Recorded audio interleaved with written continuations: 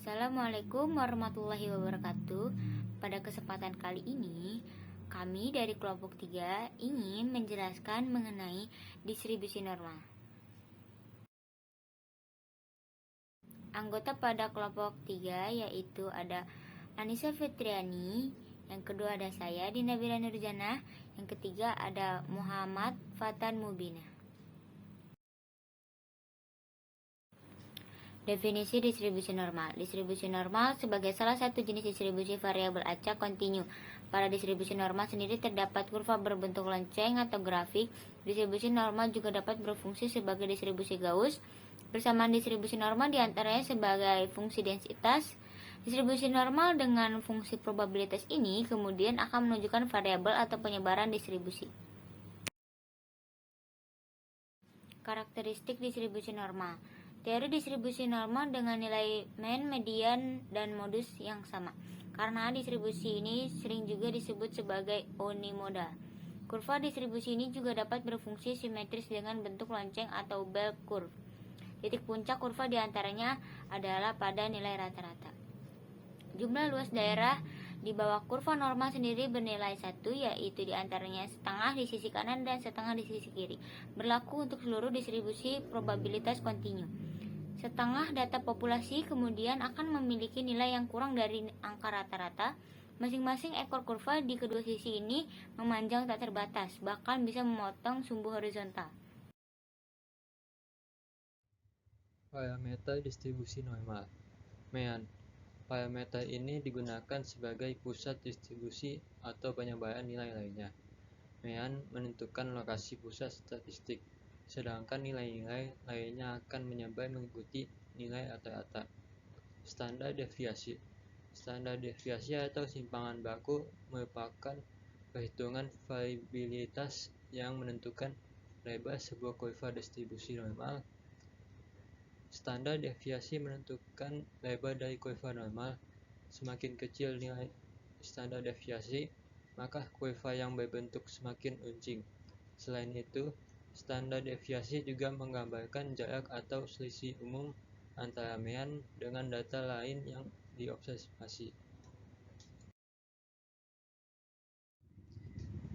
Cara menghitung distribusi normal. Rumus menghitung distribusi normal sebagai berikut. Keterangannya adalah Pi adalah konstanta dengan nilai 3,14159 dan seterusnya. E adalah bilangan eksponensial dengan nilai 2,7183 dan seterusnya. Rata-rata mean dari data. Simpangan baku data berdistribusi normal. Cara menghitung nilai Z. Rumus menghitung nilai Z sebagai berikut. Z sama dengan X dikurang mean per simpangan baku. Keterangannya rata-rata mean dari data. Simpangan baku data berdistribusi normal.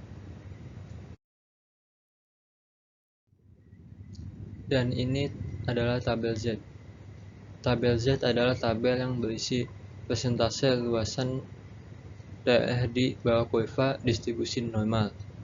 Dapat juga menunjukkan probabilitas atau peluang yang dihitung berdasarkan Z-score. Tabel Z statistik hanya digunakan untuk data yang berdistribusi normal. Contoh soal yang pertama, dalam suatu ujian terdapat 300 siswa yang mengikuti ujian tersebut. Rata-rata dari hasil ujian yaitu 70, serta simpangan baku hasil ujian tersebut adalah 10. Jika data nilai ujian siswa tersebut berdistribusi normal, maka berapa persen mahasiswa yang mendapat nilai A? Jika syarat mendapatkan nilai A adalah nilai yang lebih dari 85.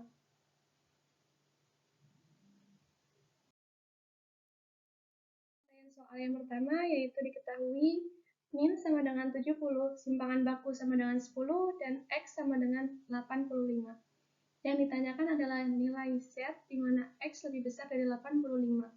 Maka kita akan menghitung 1 dikurang Z dalam kurung X kurang dari 85, di mana nilai Z sama dengan 85 70 dibagi 10 sama dengan 1,5. Nilai Z untuk 1,5 adalah 0,9332 yang kita peroleh dari tabel Z. Maka Z dalam kurung X lebih besar dari 85 sama dengan 1 dikurang Z dalam kurung X kurang dari 85 sama dengan 1 dikurang 0,9332 yang kita peroleh dari tabel Z sebelumnya sama dengan 0,0668 dan jika dibulatkan menjadi 6,68%.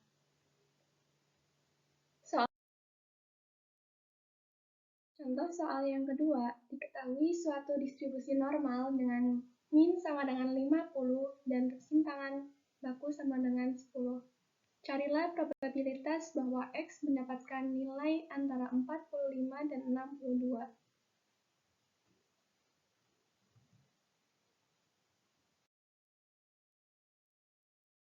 Penyelesaian soal yang kedua, diketahui X1 sama dengan 45 adalah 45 dikurang 50 dibagi 10 sama dengan min 0,5.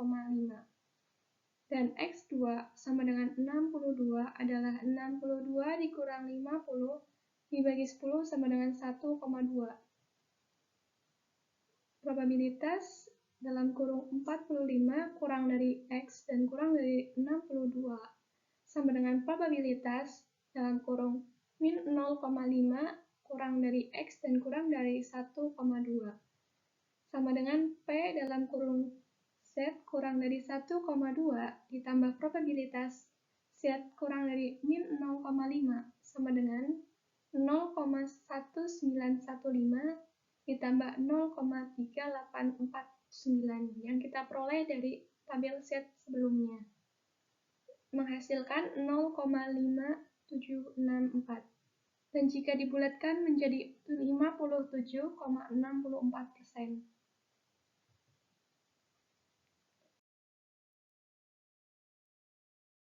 Sekian dari kami. Wassalamualaikum warahmatullahi wabarakatuh.